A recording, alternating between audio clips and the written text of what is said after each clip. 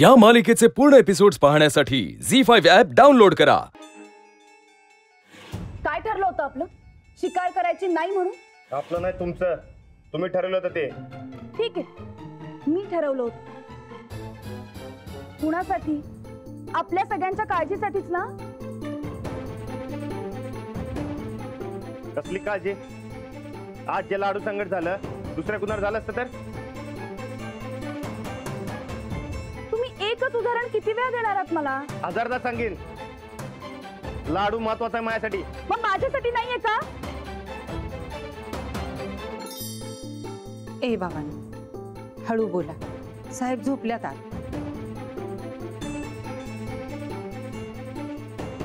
तुम्ही माझ्याशी खोटं बोलून गेलात हेच पटलं नाहीये मला। खरं सांगितलं असतं तर सोडलं असतं का मला? कायदे मोडणार, नियम मोडणार? अहो कायदे आणि नियम माणसासाठी असतात ना? राणा जा अनगड, वाद नको, बस झालं। मी वाद करतच नाही। समजा गाव एकीकडे आणि ह्या एकीकडे, समधीकडे तुमचे कायदे नियम चालत नसतात।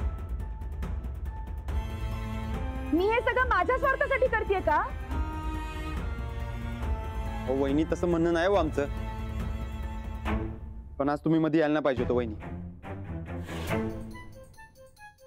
अख्ख्या गावानं बघितले, आता उद्या बघा कशी बोंब उडते गावात।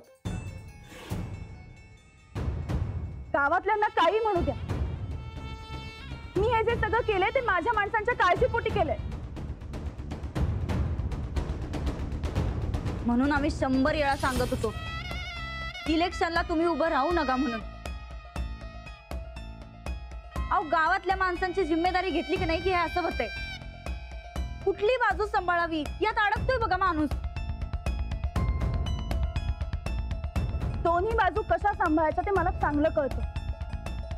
हे असं नाही, आता समजाच माहिती म्हणल्यावर मी आणि काय बोलू? अहो तू वहिनी, राणा तर बरोबर बोलत होती, उद्या अख्खं गाव उलटणार बघा इथं।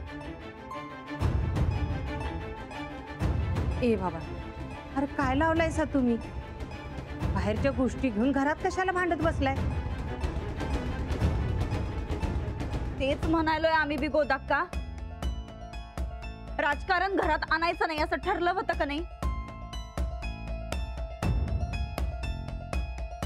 राजकारण घरात आणलं आणि घराची सुख शांतीच गेली बघा।